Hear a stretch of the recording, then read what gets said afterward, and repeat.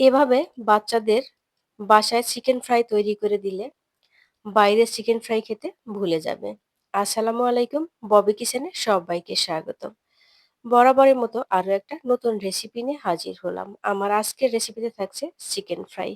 এই চিকেন ফ্রাইটা উপরটা যেমন ক্রিস্পি, ভেতরটা কিন্তু সেরকম জুসি। আর এটা খেতে এতটাই ভালো লাগে যে বাচ্চারা খেতে খুবই পছন্দ করে।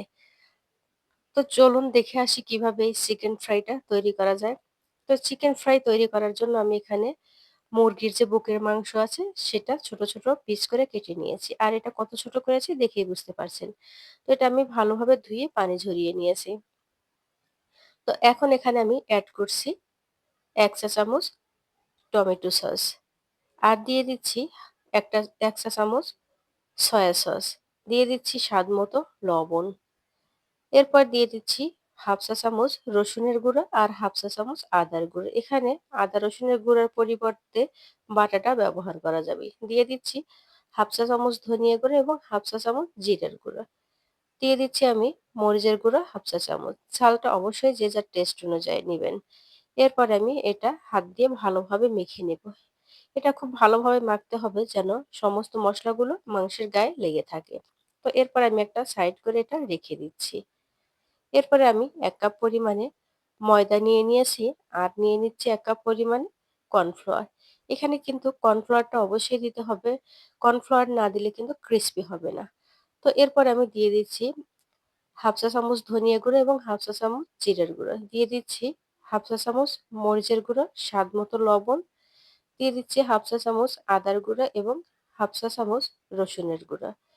এরপরে সমস্ত উপকরণগুলো আমি একসঙ্গে হাত দিয়ে এভাবে মিশিয়ে নিচ্ছি। তো এটা মেশানোর পরে আমি পানি দিয়ে ক্রাম্বস তৈরি করে নেব। তো এখানে অল্প অল্প পানি মিশাতে হবে এবং হাত দিয়ে এভাবে ক্রাম্বস তৈরি করে নিতে হবে। তো এটাকে আমরা ঝুরিয়েও বলতে পারি। তো এভাবে আমি হাত দিয়ে তৈরি করে নিচ্ছি। তো দেখতেই পাচ্ছেন এটা কিন্তু আমার তৈরি করা হয়ে গেছে। তো এখন আমি একটা চালনির সাহায্যে এটা চেলে নেব। চালনির সাহায্যে চেলে নিলে এর মধ্যে যে গুঁড়াগুলা থাকবে সেগুলা কিন্তু পড়ে যাবে আর এই ক্রাম্বস গুলা আলাদা করা যাবে। তো আমি হাত দিয়ে এভাবে আলাদা করে নিচ্ছি। তো দেখেই বুঝতে পারছেন। তো আর এই যে গুঁড়োগুলো বের হইছে এগুলো দিয়ে কিন্তু আমি একটা ব্যাটার তৈরি করে নেব। তো আমি পানি দিয়ে দিচ্ছি আর নেড়েচেড়ে একটা ঘন ব্যাটার তৈরি করে নিচ্ছি।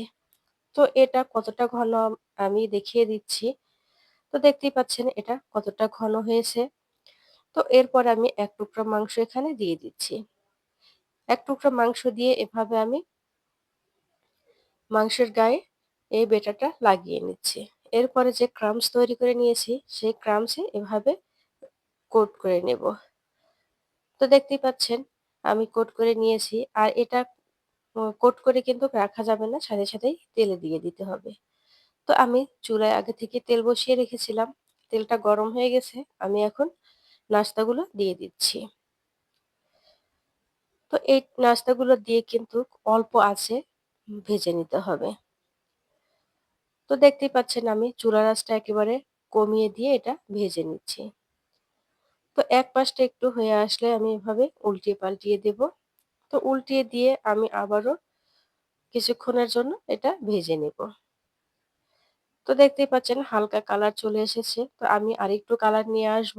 তো এটা আমার ভাজতে প্রায় ১০ থেকে ১৫ মিনিট সময় লেগেছে। কারণ একটু সময় নিয়ে না ভাজলে উপরটা ক্রিস্পি হয়ে যাবে আর ভিতরে মাংসটা কিন্তু কাঁচা থেকে যাবে।